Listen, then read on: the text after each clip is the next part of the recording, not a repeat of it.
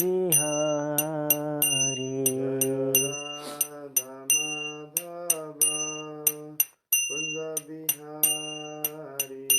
जय गोपी जन वल्लभ गिरिवरधारी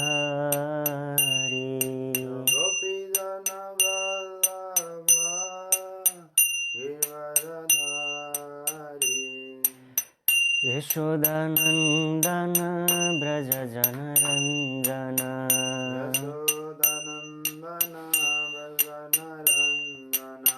यशोदानन्दन व्रज जनरञ्जन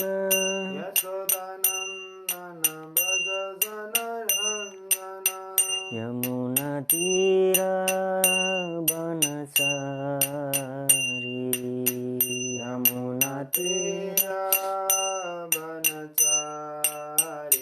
जय राधा माधव कुंज बिहारी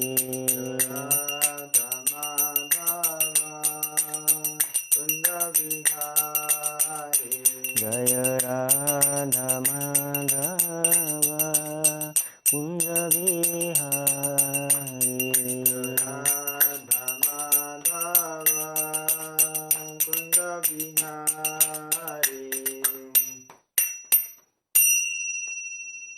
जय विष्णुपाद परमहंस प्रव्रजकाचार्य अष्टोत्तर सत श्री श्रीमद् अभय चरणारविंद भक्तिवेदांत स्वामी श्रील प्रभुपाद की जय। ग्रंथराज श्रीमद् भागवतम की जय। निताय गौर प्रेमानंदे। हरे कृष्ण। तो भगवान श्री श्री राधा गोविंद हरि को असीम कृपा र सम्पूर्ण उपस्थित वैष्णवहरूको विशेष कृपाद्वारा आज हामीहरू यस श्रीमद् भागवतमको श्रृङ्खलालाई अगाडि बढाउँदैछौँ। हामीहरू आज चर्चा गर्दैछौँ श्रीमद् भागवतम स्कन्द 3 अध्याय 3 को श्लोक संख्या 20 श्लोक संख्या 20। श्लोक यस प्रकार रहेको छ। स्निग्ध स्मितावलोकेन वाचा पीयूषकल्पया चरित्रेण नवध्येन श्रीनिकेतेन चात्मना। यसको शब्दार्थ, अनुवाद र तात्पर्य अभय चरणारविन्द भक्तिवेदान्त स्वामी श्रील प्रभुपादद्वारा। श्रील प्रभुपाद की जय। यसको अनुवाद यस्तो छ।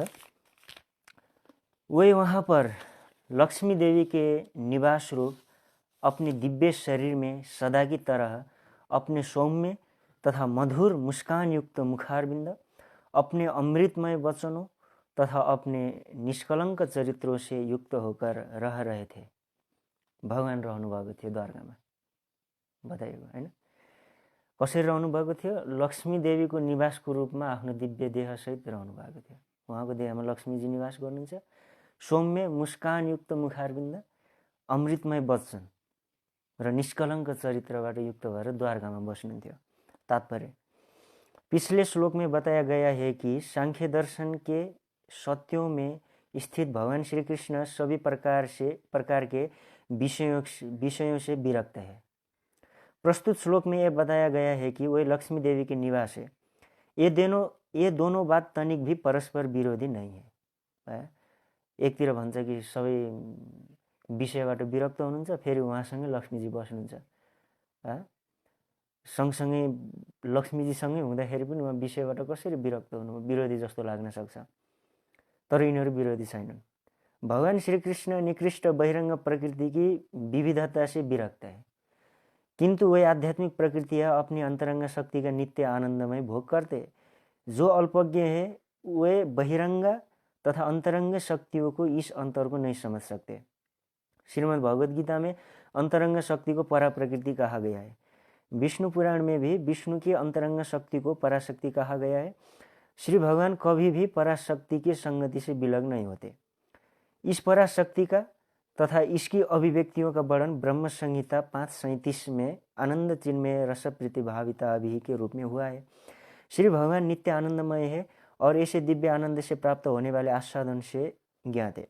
बहिरंगी शक्ति की विविधता के निषेध के लिए ये आवश्यक आवश्यक नहीं कि आध्यात्मिक जगत के सकारात्मक दिव्य आनंद का निषेध किया जाए। अतएव श्री भगवान की सौम्यता, उनकी मुस्कान, उनका चरित्र तथा उनसे संबंधित सारी बातें दिव्य है। अंतरंगी शक्ति की ऐसी अभिव्यक्तियां वास्तविक है जिनका भौतिक प्रतिबिंब छाया मात्र क्षणिक रूप है, जिससे हर ज्ञानवान व्यक्ति को विरक्त रहना चाहिए।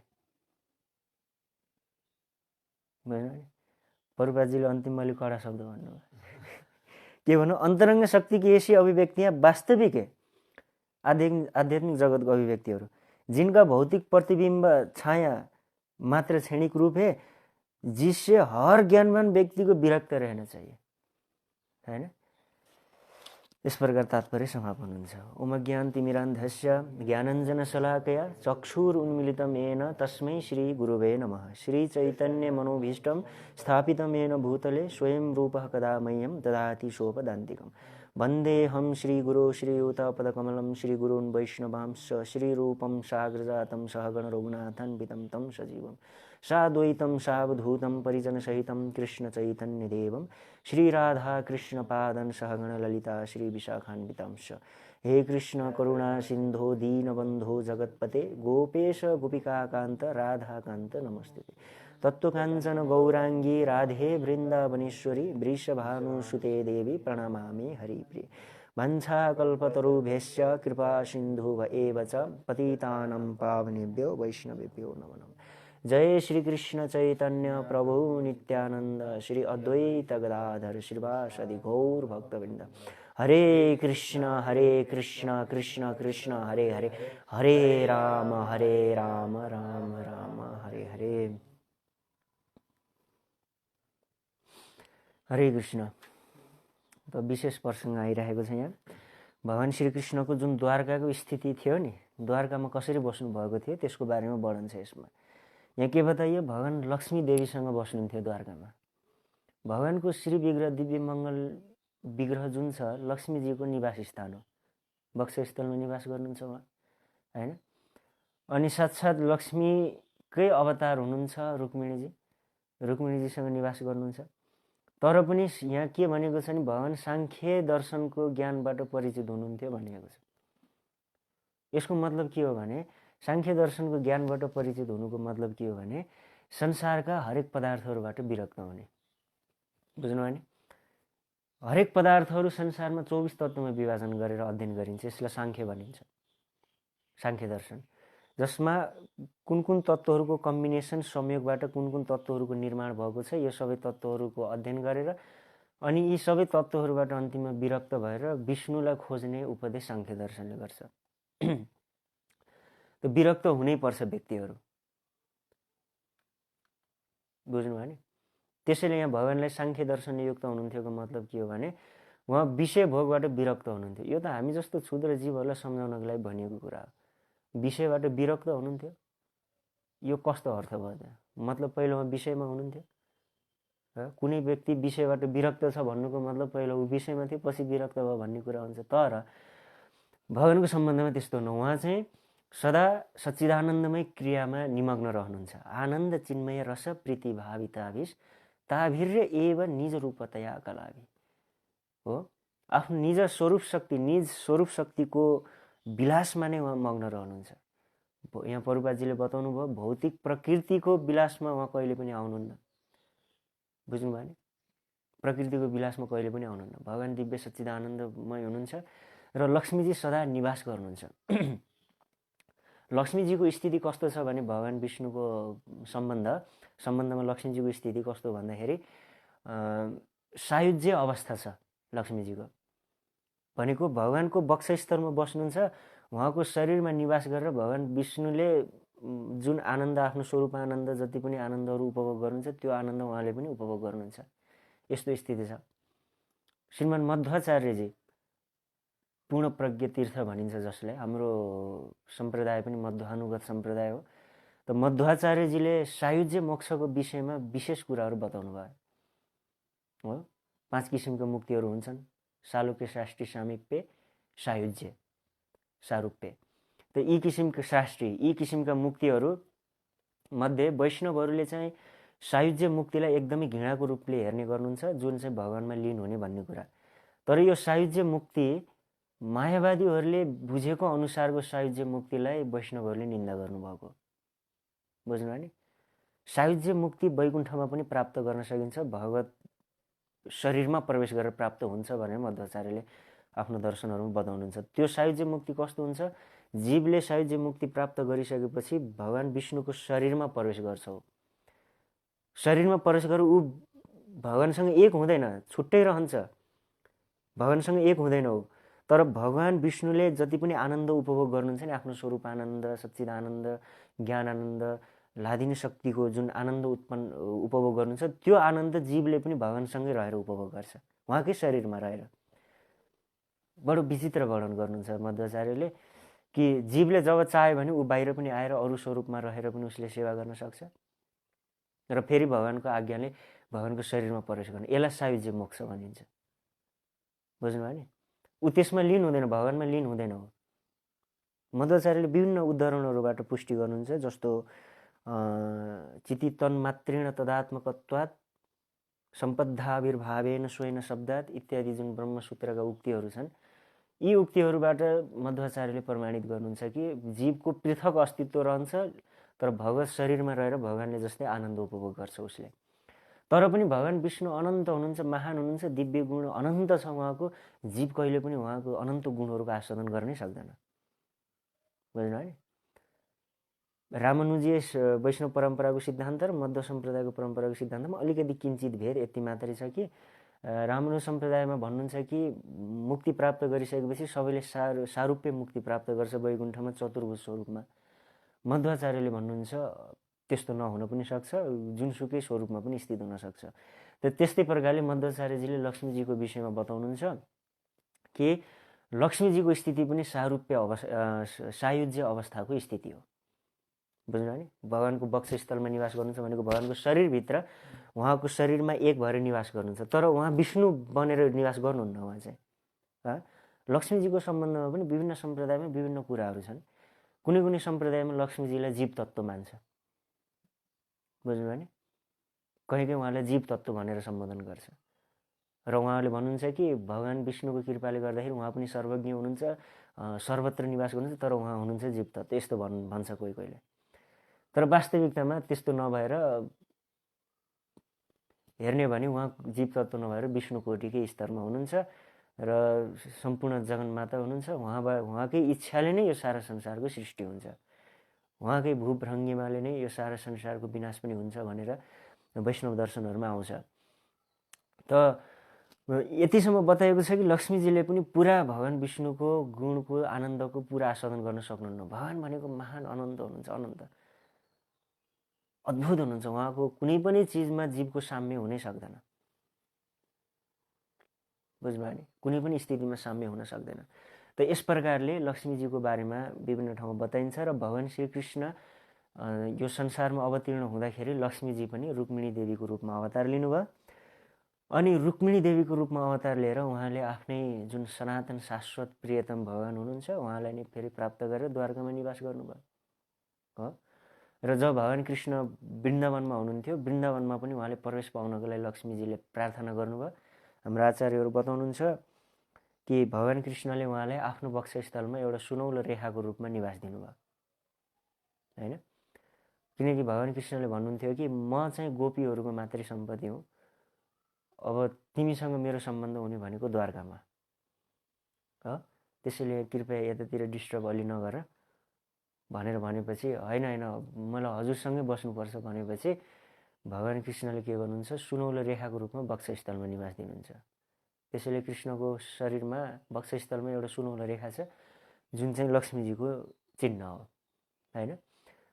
र वृन्दावनमा शाश्वत प्राप्ति हुँदैन लक्ष्मीजीलाई कृष्णको, उहाँले द्वारकामा मात्रै प्राप्त हुन्छ। बुझ्नुभयो नि? त वृन्दावनको बडो मधुर अद्भुत लीलाहरू छन् जसलाई चाहिँ आचार्यहरूले अलिकति भिन्न गरेर द्वारका, मथुरा, वृन्दावन यसरी छुट्याउनु भएको छ। र भगवानले विभिन्न दिव्य आस्वादनहरू गर्नुहुन्छ आफ्ना भक्तहरूसँग, विभिन्न प्रकारले आस्वादन गर्नुहुन्छ। शान्त, दस्य, सख्य, वात्सल्य, माधुर्य इत्यादि रसहरूमा भगवानले विभिन्न तरिकाले आदान प्रदान गर्नुहुन्छ। अनि यी आदान प्रदानहरू भौतिक होइनन्, यी सबै आदान प्रदानहरू नितान्त आध्यात्मिक हुन् र जीवको परम उपादेय वस्तुहरू हुन् यिनीहरू। बुझ्नुभयो नि? परम उपादेय वस्तु हुन्, किनकि केवल भगवान मात्रै प्रिय हुनुहुन्छ, अरू कुनै पनि व्यक्तिहरू जीवको प्रिय छैनन्। यो कुरा हामीले बुझ्नु जरुरी छ। राम ही केवल प्रेम प्यारा, केवल भगवान मात्रै प्रिय वस्तु हुनुहुन्छ, अरू कोही पनि प्रिय वस्तु व्यक्ति हामीहरूको संसारमा हामीहरूको कोही पनि हुन सक्दैन। यो कुरो बुझ्नलाई अलिकति टाइम लाग्छ। साधन भक्तिद्वारा आफ्नो हृदय शुद्ध गर्नुपर्ने हुन्छ। जब साधन भक्ति गर्दा गर्दा हृदय चित्तको मलिनताहरू नाश भएर जान्छ, तत्पश्चात के हुन्छ, त्यो आकर्षण स्वतः हुन सुरु गर्छ भगवानप्रति। र जुन हामीहरूको कहिले छुटेको छैन, बस विस्मृति मात्रै भएको, यो अवस्था प्राप्त भइसकेपछि जीवले सम्यक रूपमा चाहिँ आनन्द प्राप्त गर्न सक्छ। जसरी एउटा पथिकले घर पुगेपछि आनन्द पाउँछ, त्यस्तै गरेर जीवले पनि यो संसारमा घुमेको जीवले पनि भगवत प्राप्ति गरेर आनन्द प्राप्त गर्न सक्छ। त यहाँ प्रभुबाजीले भन्नुहुन्छ, भगवान चाहिँ यो भौतिक संसारको कुनै पनि चिजसँग उहाँले चाहिँ भोग गर्नुहुन्न, क्रीडा गर्नुहुन्न। हुन त शास्त्रमा यो भौतिक जगत एक पाद विभूति भनेर बताइन्छ। तीन पाद विभूति आध्यात्मिक वैकुण्ठ लोक हो भने एक पाद विभूति यो भौतिक जगत, र त्रिपाद विभूति र यो एक पाद विभूति गरेर उभय विभूति नायक भनेर सम्बोधन गरिन्छ भगवानलाई, उभय विभूति नायक। र यो भौतिक संसारलाई वैष्णवहरूले पनि खुब राम्रो नाम दिनुभयो। उहाँहरूले भन्नुभयो यो लीला विभूति। लीला विभूति भनेको यो संसार किन रचना गरियो भन्दाखेरि लोकवत्तु लीला कैवल्यम, केवल लीला गर्नको लागि मात्र रचना गर्नु। भगवानको आफ्नो लीला हो यो रचना नि, क्रीडा गर्नको लागि। क्रीडार्थम आत्मानम इदम ते कृतम जगत, भागवतमा पनि आएको छ हैन? क्रीडा गर्नको लागि हजुरले जगत रचना गर्नुभयो भनेर। केवल उहाँको लीला विलास गर्ने ठाउँ हो, त्यसैले यसलाई लीला विभूति भनियो भौतिक जगतलाई। तर पनि भौतिक संसारका पदार्थहरूसँग उहाँको कुनै लेनदेन छैन, पृथक रहनुहुन्छ उहाँ। जब यो संसारमा उहाँ प्रकट हुनुहुन्छ, उहाँले के गर्नुहुन्छ, आध्यात्मिक जगतलाई नै प्रकट गरेर त्यही आध्यात्मिक जगतभित्र उहाँले लीला गर्नुहुन्छ। बुझ्नुभयो नि? भगवानले भौतिक संसारमा स्पर्श त गर्नुहुन्न नि, वृन्दावनलाई प्रकट गर्नुहुन्छ, त्यही वृन्दावनभित्रै लीला गर्नुहुन्छ। अयोध्या धामलाई प्रकट गर्नुहुन्छ, अयोध्याभित्रै लीला गर्नुहुन्छ। चित्रकूट, अयोध्या यो सबै आध्यात्मिक क्षेत्रका ठाउँ हुन्। भगवानले भौतिक प्रकृतिलाई स्पर्श गर्नुहुन्न कहिले पनि। बुझ्नुभयो नि? त्यसैले यो संसारदेखि उहाँ चाहिँ विरक्त रहनुहुन्छ भन्न खोजेको। र आध्यात्मिक नितान्त आध्यात्मिक संसारमा त उहाँ आसक्त रहनुहुन्छ। विरक्तको त कुरा छोड्दियो, आफ्नो लादिनी शक्तिको अभिव्यक्तिहरूसँग सम्पूर्ण रूपेण आसक्त हुनुहुन्छ, उनको नियन्त्रणमा रहनुहुन्छ वास्तविकतामा। भगवान राधारानीको नियन्त्रणमा हुनुहुन्छ भनिन्छ नि, नियन्त्रणमा रहनुहुन्छ। यो प्रेमको स्वभाव त्यस्तो हुन्छ। र अन्तिममा यहाँ प्रभुबाजीले के भन्नुभयो, यो भौतिक संसार आध्यात्मिक जगतको प्रतिबिम्ब मात्र हो, ऊर्ध्वमूल अधशाखम, यो प्रतिबिम्ब मात्रै हो। त्यसैले यहाँका हरेक चिजहरू अस्थायी, नाशवान र दुःखदायक छन्। बुझ्नुभयो नि कुरा? 15 अध्यायको पहिलो श्लोकमा गीतामा भगवानले भन्नुभयो, ऊर्ध्वमूल अधशाखम अश्वत्थम प्राहुरव्ययम छन्दांसी यस्य प्रणानी यस्यम वेदस वेदविद। भगवानले भन्नुभयो एउटा यस्तो पिपलको रुख छ जसको हाँगा तलतिर छ, जरा माथितिर छन्। यस्तो पिपलको रुख छ। अब खोज्नुहोस् यो पिपलको रुख कहाँ छ भन्दाखेरि यसैलाई भनिन्छ प्रतिबिम्बवाद। आध्यात्मिक जगतको उल्टो जगत यो भौतिक जगत हो। बुझ्नुभयो नि? अनि जे कुरा आध्यात्मिक जगतमा हाइएस्ट डिग्रीमा भगवानले आस्वादन गर्नुहुन्छ, सबभन्दा उत्कृष्टतम रस हो, त्यो यो भौतिक जगतमा उल्टो प्रतिबिम्ब भएर आउँदाखेरि एकदम निकृष्ट भएर आउँछ। यो श्लोकको तात्पर्य त्यो हो। बुझ्नुभयो? जस्तो परकीय रस जुन छ, परकीय रस आध्यात्मिक जगतमा भगवान कृष्णले आस्वादन गर्ने सर्वोत्कृष्ट रस हो, उच्चतम रस हो। जुन परपुरुष परस्त्री सम्बन्ध जुन छ, यो उच्चतम किसिमको रस हो, भगवानलाई सर्वाधिक आस्वादन हुने। तर त्यही रस सर्वाधिक उच्च स्थानमा छ, तर त्यसलाई उल्टो प्रतिबिम्ब भएर जगतमा आउँदाखेरि सबैभन्दा निकृष्ट, एकदम अनैतिक, तुच्छ, नारकीय स्थितिमा यो देखा पर्छ यहाँ। बुझ्नु भने यसलाई प्रतिबिम्ब भन्छ। अब यो संसारमा कोही परकीय रसमा स्थित भयो भने, परपुरुष परस्त्री सम्बन्ध भयो भने त राम्रो हुँदैन नि, यो अनैतिक हुन्छ, निन्दनीय घृणित कार्य हुन्छ यो। तर यो आध्यात्मिक जगतमा सर्वोत्कृष्ट छ, किनकि त्यहाँ निन्दित घृणित भन्ने चिज, काम भन्ने चिज केही पनि छैन। बुझ्नु नि कुरा? त्यस्तै त्यस्तै किसिमले आध्यात्मिक जगतमा शान्त रस भनेको कस्तो हो? सबभन्दा निकृष्ट स्तरको रस हो शान्त रस, जुन ब्रह्मज्योतिबाट सुरु हुन्छ। शान्त दास्य सख्य वात्सल्य माधुर्य हो। शान्त रस सबभन्दा तल्लो स्तरमा हुन्छ आध्यात्मिक जगतमा। अब त्यो उल्टिएर यो संसारमा आउँदाखेरि सबभन्दा माथि हुन्छ क्या त्यो शान्त रस। रेस्पेक्ट गर्ने, भगवानलाई सम्मान गर्ने, ऐश्वर्यमा पूजा गर्ने, यो संसारमा के भयो? सबभन्दा उत्कृष्टतम हुन्छ। बुझ्नु नि कुरा? सो त्यसैले यो संसार भनेको आध्यात्मिक जगतको उल्टो प्रतिबिम्ब हो। आध्यात्मिक जगतमा सबै सच्चिदानन्द छ भने यहाँ निरानन्दमय हुन्छ, आनन्द छैन यो संसारमा, होइन? अनि यो संसारको हरेक चिजले हामीलाई दुःख दिने काम गर्छ। त्यसैले यहाँ प्रभुपादजीले अन्तिमको यो लाइनमा के भन्नुभयो भन्दा, छेडिक रूप यो भौतिक संसार जसबाट हरेक ज्ञानवान व्यक्तिलाई विरक्त रहनुपर्छ। यो संसारदेखि प्रभुपादजीले यहाँ लेख्नुभयो, हरेक व्यक्तिलाई विरक्त रहनुपर्छ। यो संसारबाट अलिकति विरक्ति उत्पन्न नगरेसम्म हामीहरूले सच्चिदानन्द जुन तत्त्वको प्राप्ति गर्न सक्दैनौँ। बुझ्नुभयो नि? संसारको भोग र भगवत प्राप्तिको मार्गमा सँगसँगै चलेर अगाडि म जान्छु भनेर यसरी हामीहरूको सम्भव हुँदैन। हामीले कुनै न कुनै एउटा चिजलाई चाहिँ छोड्नै पर्ने हुन्छ। बुझ्नुभयो? त्यसैले विरक्त हुनु जरुरी छ यो संसारबाट भनेर भन्नुहुन्छ। र यो संसारमा विरक्तिको मतलब नै हुन्छ कि आध्यात्मिक संसारमा आसक्ति, भगवानको चरण कमलमा आसक्ति। जब एकचोटि भगवत चरणारविन्दमा एकचोटि जब जीवको आकर्षण हुन्छ, स्वाभाविक वृत्ति हुन्छ, जीवको स्वाभाविक धर्म हो कि भगवानको भक्ति गर्ने। त्यसपछि उसले कहिले पनि छोड्दैन। नत्र यदि जीवले आध्यात्मिक संसारमा भगवानप्रतिको आसक्तिलाई छोडेर भौतिक संसारमा आसक्ति गर्छ, संसारको भोग गर्न खोज्छ, उपभोग गर्न खोज्छ भने त्यसपछि उसले संसारमा आफूले त दुःख पाउँछ, अरूलाई पनि दुःख दिन सुरु गर्छ, होइन? उत्पात मचाउन सुरु गर्छ जीवले संसारमा। बुझ्नुभयो नि? यो संसारको भाइरस बनेर बस्न सुरु गर्छ जीव।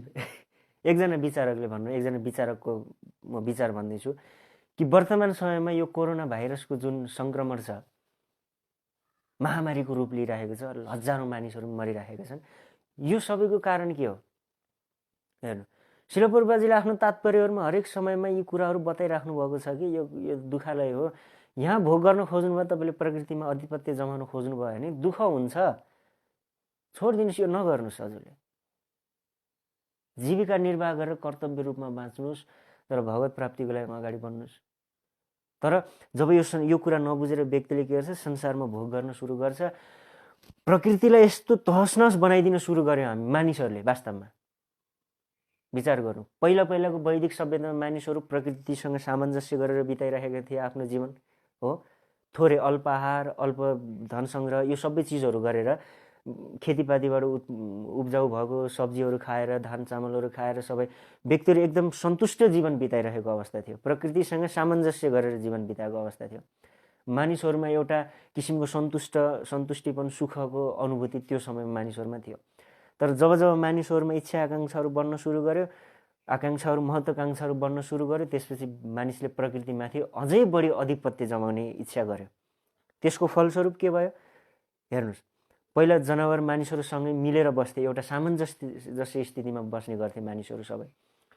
अनि मानिसले आफ्नो स्वादको लागि जनावरहरूको हत्या गर्न सुरु गर्यो, असङ्ख्य जनावरहरूको हत्या गर्न सुरु गर्यो, पशु वधशालाहरू खोल्यो, जङ्गलको फडानी गर्यो, उद्योग कल कारखानाहरू बनाएर धुवाले यो सारा वायुमण्डललाई प्रदूषित बनाएर अहिले हेर्नुहोस् ग्रिन हाउस इफेक्ट जुन हरित गृह प्रभावहरू छ, एसिड रेनको कारणहरू बन्यो, होइन? केही समय अगाडि काठमाडौँको कुनै एउटा ठाउँमा पनि हिलोको वर्षा भइरहेको थियो अरे के, धमिलो पानी हिलोको आकाशबाट।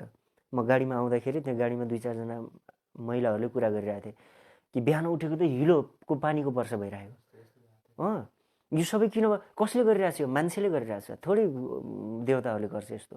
मान्छेको करतुत भनेको मान्छेले यस्तो गरिसक्यो। अनि प्रकृतिको गर्भबाट यसका सुन चाँदी हिरा मोती यो सबै चिजहरू खनिज पदार्थहरू निकाल्यो, पेट्रोलहरू निकालेर लुटिरहेछ प्रकृतिलाई, होइन? यो सबै गरेर मानिस स्वयं आफै नै एउटा भाइरसको रूपमा यो प्रकृतिमा देखा पर्यो। बुझ्नुभयो? मानव स्वयं नै भाइरसको रूपमा छ यो प्रकृतिमा। अनि जब भाइरस लाग्छ त्यसपछि के हुन्छ? त्यसको तापक्रम बढ्छ नि, हो? हामीहरूको शरीरमा पनि भाइरस लाग्यो भने तापक्रम बढ्छ, ज्वरो आउँछ। जस्तै कोरोना लाग्दाखेरि ज्वरो आउँछ, होइन? अरू पनि रुगाखोकी, अरू पनि भाइरसहरू लाग्दाखेरि ज्वरो आउँछ। त ज्वरो आउँदाखेरि तापक्रम बढ्छ, त्यस्तै गरेर वैज्ञानिकहरूको रिसर्च अनुसार पनि विगत 10 वर्षमा 2 डिग्री सेल्सियस तापक्रम बढ्यो यो पृथ्वीको, होइन, जसले गर्दाखेरि हिउँहरू पग्लिने अनि समुद्री सतहहरू बढ्ने, मानिसहरूमा छालाको रोगहरू हुने अत्याधिक, अनि पशु पक्षीहरू अहिले लुप्त भइसकेको अवस्था छ, होइन। त्यो यो पृथ्वीको तापक्रम बढ्यो मतलब हामी मानिस रूपी भाइरसले गर्दाखेरि पृथ्वीलाई ज्वरो आइरहेछ अहिले, 2 डिग्री तापक्रम बढिसक्यो, बुझ्नुभयो नि। त जब व्यक्तिलाई भाइरस लाग्छ त्यसपछि के गर्छौँ हामीहरूले? एन्टिभाइरस खान्छौँ, हो कि होइन? भाइरस लागेपछि हामीले एन्टिभाइरस खान्छ नि। त्यस्तै गरेर प्रकृतिलाई ज्वरो आएको छ मानिस रूपी भाइरसले गर्दा, त्यही भएर प्रकृतिले कोरोना रूपी एन्टिभाइरस छोडेको यो प्रकृतिमा, बुझ्नु नि कुरा? कोरोना रूपी एन्टिभाइरस छोडेर सफा गरिरहेछ, भाइरसहरूलाई नाश गरिरहेको छ। यो सामान्य एनालाइसिस मात्रै है, यो कुनै हर्ष बढाएको कुरा भनिरह होइन। यो सामान्य विचारणीय कुरा हो। वास्तविकतामा मानिस स्वयं भाइरस बनेर हेर्नुहोस् कति उधुम मचाइरहेको छ वास्तवमा, मानिसले कस्तो उत्पात गरिरहेको छ प्रकृतिमा, कुरै छोडिदिनुहोस्।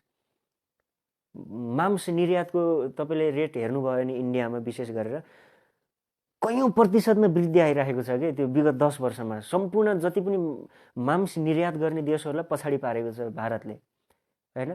हत्या, हिंसा, यो सबै चिजहरू प्रकृतिमा खच्चाखच भइरहेको छ। हेर्नुहोस् यो भित्ताहरू सबै हाम्रो यो पहाडको भित्ताहरू सबै कोपारेर मान्छेहरू केही पनि 1 इन्च पनि खाली ठाउँ छोड्न चाहँदैन। 1 इन्चमा चाहिँ प्रभुत्व जमाउन चाहन्छ मान्छेले। भाइरस बनिरहेछ। नदी नालाहरू हेर्नुहोस्, होइन। अहिले यमुना नदी यति स्वच्छ हुनुभयो, अस्ति पनि एउटा मैले भिडियो हेरेको थिएँ, होइन। एकदमै स्वच्छ, सबै प्रकृति एकदमै स्वच्छ, सबैतिर सुन्दर शान्त एकदम वातावरणको निर्माण भइरहेको छ।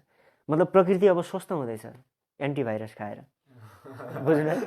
एन्टिभाइरसको सेवन गरिरहेको छ, प्रकृति स्वस्थ हुँदैछ। अब अनि अस्ति भक्तले सोध्नुभयो कि कहिलेसम्म पऱ्यो यो कोरोना भाइरसको प्रकोप हुन्छ? जबसम्म प्रकृति निको हुँदैन एन्टिभाइरस खाएर तबसम्म त अब खानु पऱ्यो नि एन्टिभाइरस चाहिँ, होइन। हामीहरूको दृष्टिमा कोरोना भाइरस हो, तर प्रकृतिको नजरबाट हेर्नुहोस् यो कोरोना भनेको एन्टिभाइरस हो, बुझ्नु नि। मानिसले केसम्म गर्दैन अधम चिजहरू, अधम पापमय कृत्यहरू। त्यसैले बेला बेलामा प्रकृतिले यस्तो किसिमको दण्डहरू दिन्छ। मानिसले जब यो सम्बन्धलाई बिर्सिन्छ नि, आफ्नो भगवानसँगको सम्बन्धलाई, यो सम्बन्धलाई बिर्सेर प्रकृतिमा जब अधिपत्य जमाउँदाखेरि मानिसको स्थिति अत्यन्त नाजुक हुन पुग्छ कि, उसको अत्यन्त नाजुक हुन पुग्छ। उसले भगवानको सत्तालाई पनि तिरस्कार गर्न सुरु गर्छ, शास्त्रको सत्तालाई तिरस्कार गर्छ, साधु महात्माहरूको सत्तालाई तिरस्कार गर्छ सबै। अनि मै हुँ भनेर ईश्वर अहम अहम सुखी भनेर यस प्रकारले चाहिँ उसले एकदम छाडापन, उन्मत्तता जब देखाउन सुरु गर्छ, त्यसपछि यो समस्याहरू आउँछ, बुझ्नुभयो नि। मलाई याद छ हामीहरू गाउँघरतिर हुँदाखेरि सानो सानोमा नदी नालाहरू, त्यो नदी स्वच्छ, नदी अति स्वच्छ, यहाँसम्म कि बर्खायाममा बाढी आउँदाखेरि पनि नदीको पानी सफा हुन्थ्यो कि। भनेपछि कस्तो सोच्छ होला विचार गर्नु। बर्खामा बाढी आउँदा नि सफा पानी, हामीहरू पौडी खेल्न जान्थ्यौँ, स्वच्छ सिसा जस्तो पानी, कञ्चन पानी एकदम। अहिलेको सहरमा बस्ने मान्छेहरूले कहिले देखेको छ त्यस्तो? छैन, कालो नाली मात्रै, होइन। विष्णुमती यहाँबाट बग्दाखेरि यत्रो सानो नदी छ, उहाँ तल पुग्दाखेरि चाहिँ पुरा बाढीको रूप छ कि। त्यो सबै के हो? सब ढलको नालीहरू सबै, होइन। त्यो यस्तो स्थिति छ हेर्नु।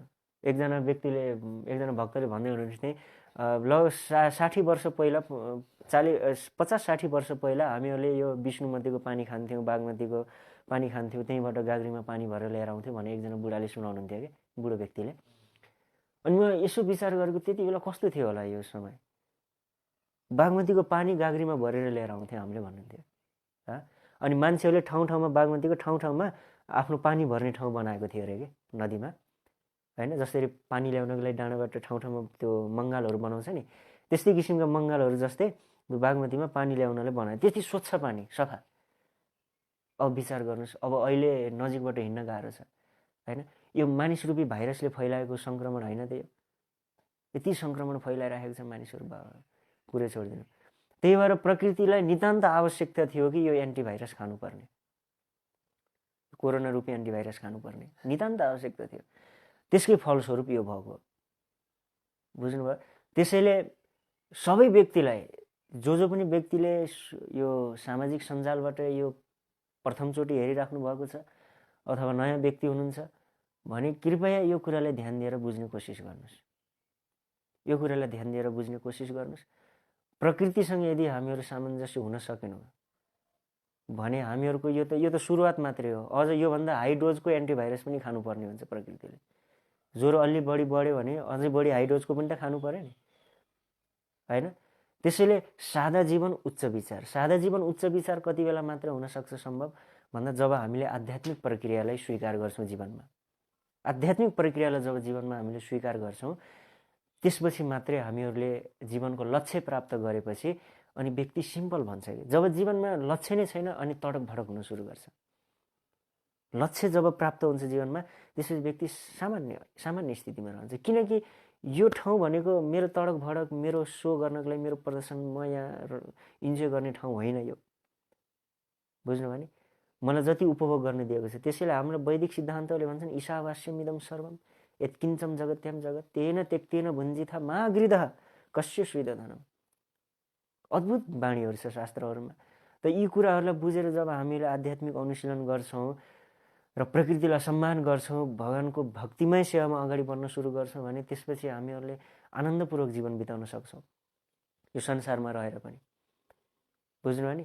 त्यसैले यो कुराहरूलाई बुझेर हामी अगाडि बढ्नु जरुरी छ। र यो वर्तमान समयमा पनि जस्तो अवस्था छ यसबाट हामीलाई रोक्नको लागि एउटा मात्रै उपाय हो, नाम जप गर्नुपर्छ। धेरैभन्दा धेरै नाम जप गरौँ, भगवानको नामको आश्रय लियौँ, किनकि यो नामले नै सम्पूर्ण व्याधिहरूको नाश गर्नेवाला छ। बुझ्नुभयो नि? भक्तहरूलाई कुनै पनि किसिमको भय हुनु हुँदैन नामको आश्रयले, किनकि शास्त्रले भन्छ कलिकाल भुजङ्गस्य तीक्ष्ण दंष्ट्रस्य किं भयम्। श्रीकृष्ण नाम दारुथ्य बहिनीर्दग्ध सनस्यति। कलिकाल भुजङ्गस्य, भुजङ्ग भनेको सर्प, कलिकाल रूपी तीखा दाँत भएको, तीक्ष्ण दंष्ट्रस्य तीखा दाँत भएको सर्पको किम भयम्, के डर छ अब? कलिकाल रूपी तीखा दाँत भएको सर्पको अब भयङ्कर सर्पको के डर छ? किन? श्रीकृष्ण नाम दारुथ्य बहिनीर्दग्ध सनस्यति। श्रीकृष्ण नाम रूपी अग्निको ज्वालामा परेर तुरुन्तै नष्ट भएर जान्छ। के गाह्रो छैन? त व्यासदेवजीले शास्त्रहरूमा यी वचनहरू दिनुभएको छ र यो कुराहरूमा विश्वास गरेर के गर्नुपर्छ? हामीले नामको आश्रय लिएर निरन्तर अगाडि बढ्नुपर्छ। बुझ्नुभयो नि? नत्र हामीले आफ्नो प्रयासले मात्रै यो संसारबाट गर्न सक्दैनौँ, निस्किन सक्दैनौँ। र आध्यात्मिक ज्ञान बिना मानिसले संसारमा प्रकृतिमा एकदमै शोषण गर्न सुरु गर्छ। यो हामीले देखेको भोगेको कुराहरू हो, होइन? वैज्ञानिकहरू आफै स्वयंले पनि घोषणा गर्छन् कि केही समयमा पेट्रोल डिजेल यी सबै चिजहरू सकिन्छ। यो पेट्रोल डिजेलहरू सकिसकेपछि फेरि अर्को समस्या उत्पन्न हुन्छ। यत्र संसारभरिको गाडीलाई कहाँ हाल्ने अब, होइन? छैन। अनि अस्ति एकजना भक्तले भन्नुभयो कि यही कुरा गर्दै थियौँ हामीहरू, उहाँले भन्नु त्यसो भए पानीबाट चल्ने बनाउँछन्, त्यसपछि पानीबाट चल्ने, अनि त समस्या हुँदैन भन्दाखेरि अनि परुजी पानीबाट चल्ने यदि साधनहरू गाडीहरू बनायो भने अब ठाउँ ठाउँमा पेट्रोल पम्पको ठाउँमा वाटर पम्पहरू राख्न सुरु गर्छ कि अनि पानी अहिले यो पानी अनि पेट्रोलको भाउमा बिक्न सुरु गर्छ। एक त यसै अभाव छ पानीको संसारमा अहिले, होइन? अब पानीबाट चल्ने उनीहरूले बनायो भने फेरि पानीको समस्या हुन्छ, अर्को आपत पर्छ। बुझ्नुभयो नि? अहिले समुद्रको किनारमा मानिस स्वतन्त्र रूपले पौडी खेल्न सक्छ, आनन्द विहार गर्न सक्छ नि, पछि गएर त्यो पनि गर्न बन्द हुन्छ। बुझ्नुभयो नि? यो आसुरिक सभ्यता, एकदमै आसुरिक सभ्यता। हिजो सहदेव पत्रिवर्जीले हामीहरूलाई सुनाउनु भयो नि, होइन? विशेष कुरा सुनाउनु भयो। अब अहिले अमेरिकामा चाहिँ कसरी कन्ट्रोल गर्न खोजिरहेको छ सरकारले भन्दाखेरि यो कोरोना भाइरसको बाहना बनाएर हरेकको शरीरमा चिप्स राख्ने, होइन? चिप्स हुन्छ नि, चिप्स राख्ने, अनि त्यसपछि त्यो चिप्सबाट चाहिँ सरकारलाई थाहा हुन्छ कि तपाईँ कहाँ गइराख्नु भएको छ, के खाइराख्नु भएको छ, तपाईँको ब्रेनको स्थिति कस्तो छ, सम्पूर्ण चिजहरू, मनस्थिति कस्तो चल्यो, सबै कुराहरू सरकारको हातमा हुन्छ, सरकारले थाहा पाउँछ, होइन? अनि हरेक व्यक्तिले अहिले लगाइरहेछ धमाधम त्यहाँ यस्तो खबर सुनाइराख्नु भएको थियो, होइन? यो राक्षसी सभ्यता, यो कोरोनाको बाहनाले सबै व्यक्तिहरूलाई कन्ट्रोल गरेर संसारमा अधिपत्य एकछत्र शासन गर्न चाहन्छ यो व्यक्तिहरूले। जस्तो जुन प्रक्रिया पहिला हिरण्यकश्यपले गरेको थियो, जुन प्रक्रिया पहिला रावणले गरेको थियो, अहिले यो जैविक हतियारहरू प्रयोग गरेर यसको बाहनामा के गरिरहेछ उनीहरूले हरेक मान्छेलाई कन्ट्रोल गरेर आफ्नो अन्डरमा राखेर संसारलाई जति सक्दो संसारको प्राकृतिक स्रोत संसाधनहरूलाई चाहिँ यिनीहरूले चाहिँ उपभोग गर्न चाहन्छ। यो यो दानवको सभ्यता हो यो। बुझ्नुभयो नि? त्यसैले संसारमा केही पनि चिजहरू राम्रो छैन कि,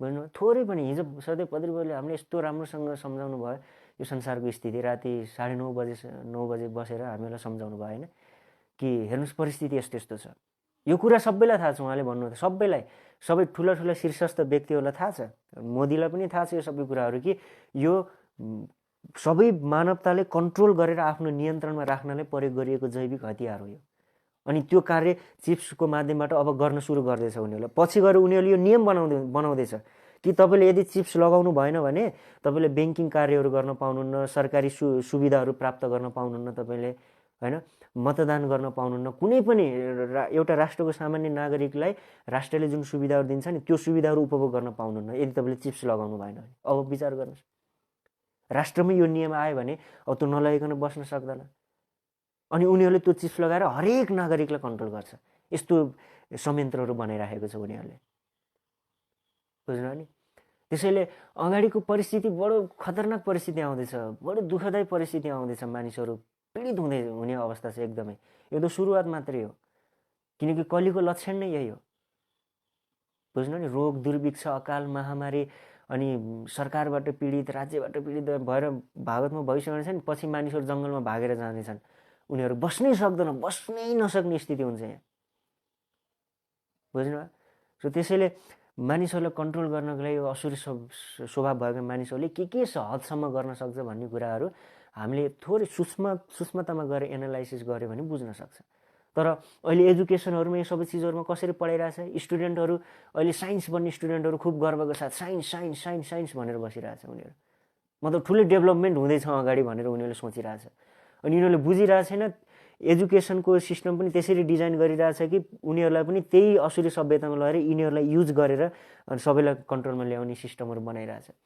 सो त्यही भएर हामीहरू सावधान हुनुपर्छ र आध्यात्मिक ज्ञानतिर एकपटक फर्केर हेर्नुपर्छ शास्त्रमा साधु सन्तहरूको बाणीमा एकपटक फर्केर हेऱ्यो भने यहाँ हामीले जीवनमा हामीलाई चाहिने शीतलता यसबाट प्राप्त गर्न सक्छौँ बुझ्नुभयो नि एकदम शीतलता प्राप्त गर्न नत्र यो संसारमा बडो गाह्रो छ स्थिति असुरहरूले यसरी पीडित बनाउने अवस्था छ नि यहाँबाट तपाईँ निस्केर पनि भाग्न सक्नुहुन्न किनकि कहाँ भाग्नुहुन्छ गए पनि कहाँ जानुहुन्छ अब इन्डिया जान पनि बिस्तारै बिस्तारै पासपोर्ट सिस्टमहरू आउँछ त्यहीँ जान पनि चाहिँ कहाँ जानुहुन्छ तपाईँ भागेर होइन यो बडो गाह्रो स्थिति छ यो संसार भौतिक संसार दुःखालयमा शाश्वतम त्यही भएर शिल प्रभुपादजीको कृपाले आज सारा संसारभरि यो अभियान प्रसारित भइरहेको छ सबैजना हरेक व्यक्तिले यो अभियानमा सहभागी हुनु जरुरी छ यो इमर्जेन्सी हो यो कलिकालमा यो कृष्ण भावनामृत अभियानले बाहेक अरू चिजले जीवलाई बचाउन सक्ने स्थिति छैन कहाँ गएर बाँच्नुहुन्छ तपाईँ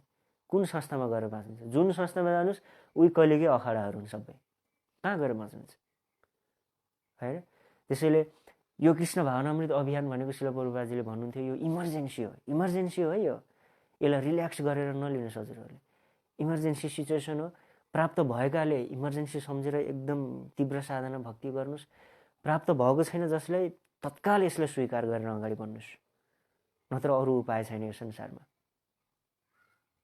बुझ्नुभयो यही कुराले यहाँ प्रभुपादजीले अन्तिममा भन्नुभयो हरेक ज्ञानवान व्यक्तिले यो संसारबाट विरक्त रहनुपर्छ संसारबाट तटस्थ रहेर संसारको लीला हेरेर बस्नुपर्छ विरक्त रहनुपर्छ ठिक छ यति भन्दै आजको श्रीमद् भागवतमलाई यही विश्राम दिन चाहन्छु हजुरहरूको केही प्रश्न टीका टिप्पणी छ भने एकजनाले सोध्दै हुनुहुन्थ्यो पुष्प सुवेदीजीले हजुर भगवान कृष्णको गुरु को हुनुहुन्छ भनेर उहाँले सोध्नु भएको रहेछ लाइभ सुन्दै भगवान कृष्णको गुरु को हुनुहुन्छ अब भगवान कृष्णको कोही गुरु नै हुन्न कृष्णम भन्दै जगत गुरु उहाँ नै सबैको गुरु हुनुहुन्छ होइन तर यो संसारमा हामी जस्तो मर्ते प्राणीहरूलाई उदाहरण प्रस्तुत गर्नको लागि उहाँले गुरु स्वीकार गर्नुहुन्छ सान्दीपनी मुनिको आश्रममा गएर उहाँले विद्याहरू लिनुभयो त्यस हिसाबले सान्दीपनी मुनि गुरु हुनुभयो उहाँको अब उहाँको कुल पुरोहित हुनुहुन्थ्यो गर्गाचार्य वृन्दावनमा हुँदाखेरि उहाँ पनि एक हिसाबले गुरु हुनुहुन्थ्यो उहाँको हो त्यसैले भगवान कृष्णको यथार्थमा तत्त्वतः कोही पनि गुरु छैन न माता पिता यो सबै चिजहरू भगवानको भन्ने हुँदैन